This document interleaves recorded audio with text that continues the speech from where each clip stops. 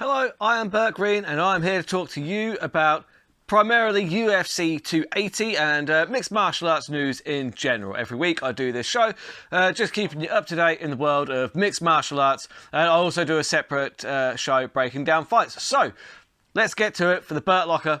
This is episode 139, UFC 280 recap.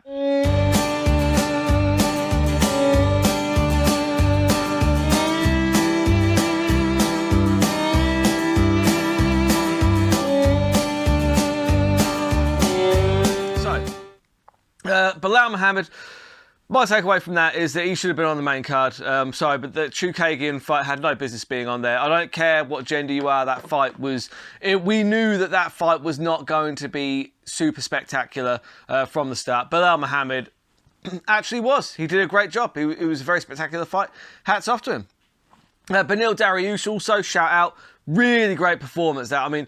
Because the thing is, what impressed me about that is Mateusz Gamrot is absolutely legit as well. He's one to watch for the future, as is Sarukan, the guy that Gamrot fought in that main event the other month. All these killers coming up in the lightweight division, they're the kind of next phase, if you will. But Dariush managing to get the win over him after overcoming adversity in the first round. Really interesting fight. If you didn't watch it, I implore you to go back and watch it. It really was a good performance. Peter Yan versus Sean O'Malley. My initial reaction was that it was a robbery. Now, if you watch this show, you know I don't throw that term around lightly because I don't think that any fight really that's close is a robbery. I would say that I have since watched it back and without the commentary, and I would say that I still think it was a bad decision, but robbery is probably a bit strong. Actually, the first round was a lot closer than I thought, and actually the third round was closer than I thought. So you know what? I can see a case for both guys. I thought that Yan did enough personally, but not a robbery is the highlight on that one. It was just a close fight, actually.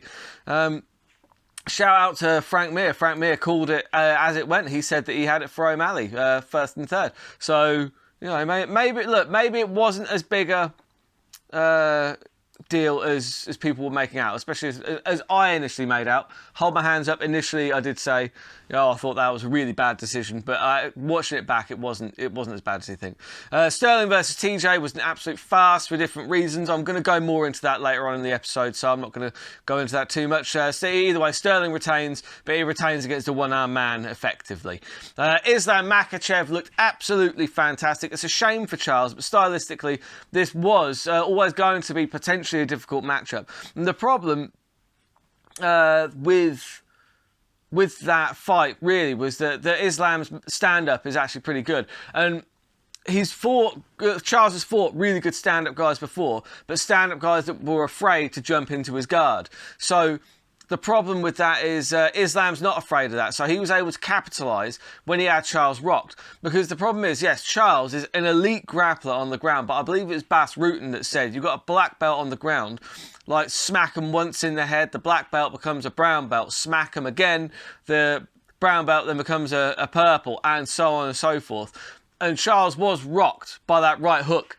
And that's why Islam was able to just clamp that head and arm triangle on. It's very rare that a fresh Charles Oliveira, who's got all his faculties, it's very rare that you're going to catch him in something like that. Because actually, it's a tough one. The head and arm strike is a tough one to catch experienced guys in. But hats off to Islam. He looked fantastic. Looking forward to seeing what happens with Volkanovski versus Islam. I did say before the fight that I thought that Volkanovski beats both Islam and Charles. I kind of stand by that.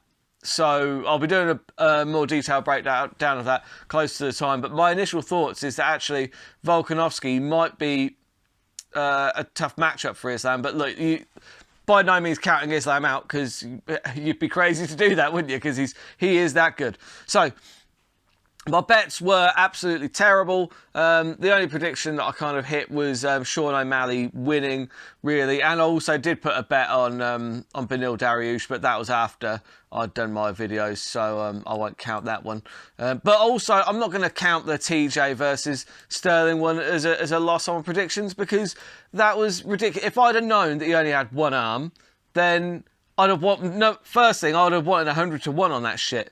But yeah, so I'm not counting that one. That one's a void for me, because that wasn't TJ. That was hard for TJ. Anyway, first thing I'll just before I recap the news, I'd just like to say thank you for watching. If you could do me a favour, please comment, like, subscribe, share, tell your friends. It all helps. Perfect. Right. So, first thing, I'm going to do a new section here. It's going to be called The News in 60 Seconds, because people just don't have time to go through every news story these days. You know, people are busy. They have shitty attention spans, and I am here to help with that. So here is what's basically gone on in the news in 60 seconds. So, first off, we've got Dan Hardy. Obviously, he had a bit of a go at Dana White on the slap fighting thing. Dana White responds and says he doesn't give a fuck. And you've got Bilal Muhammad. He was ill before his UFC 280 win. Apparently. Oh no, Muhammad Makayev. Oh, who cares about that? Dada 5000. Who cares about that? Bryce Mitchell. He's out of his recent main event, so he's not fighting. Aljamain Sterling looking for a last hope for someone to beat him.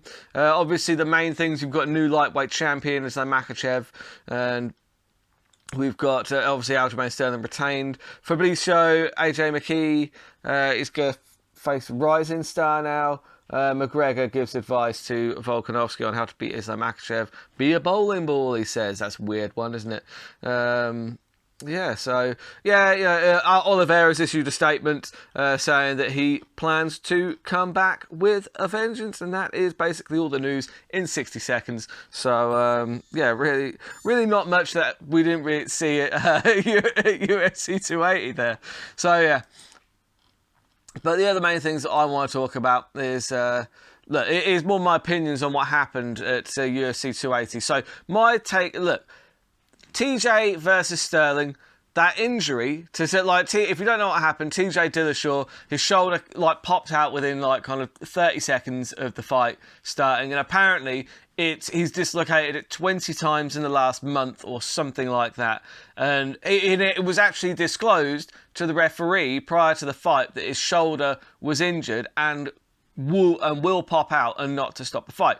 Now, my question is, should those kind of injuries be disclosed? Because, look, I understand and appreciate that fighters rarely, if ever, go into fights 100%. There are small niggling injuries. That wasn't a niggling injury, though. That effectively rendered him to one arm, which is something that the gambling community would like to know about. And also, I'd like to go back a little bit further, because Dana White took a lot of heat last week for bringing in that rule that fighters are not allowed to bet on fights. And this is exactly why. Fighters who've been training with TJ Dillashaw knew about that injury, would have made a ton of money betting on the Aljamain Sterling finish, because the Aljamain Sterling finish should have been less than even money. It should have been 1 to 100 on, because it's almost a certainty. You put a one-armed man in against the champion, that's close to match fixing, in my view, because there's only one outcome, isn't there? TJ Dillashaw is going to get finished because his arm is compromised. So for me, I think that because that to me is a major injury, and it's not TJ's fault. TJ's going to fight, he's going to do what he's going to do, but I don't know. Once the referee was made aware, I think other people should have been made aware.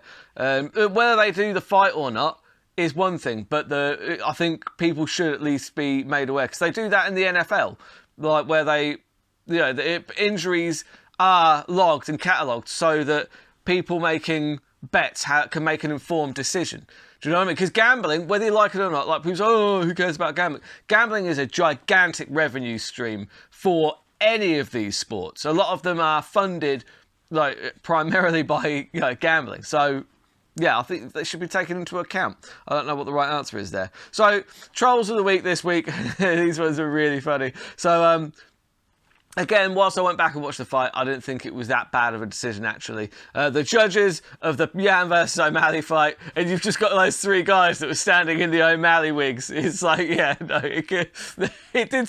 I thought it was still a bad decision. I still had Peter Yan winning, but Yeah, it was close enough. And TJ's shoulder going into the fight, this guy's got a fucking what's it or something like that. If you don't know what a what's it is, it's like a kind of corn-based, like almost like long cheese puff type thing. And they're using that to lock the door. That was TJ's shoulder going into that fight. But yeah, that's all I've got time for this week. I'm going to be doing a breakdown of UFC Vegas 63 very shortly. And yeah, until then, keep those odds long and those bets terrible.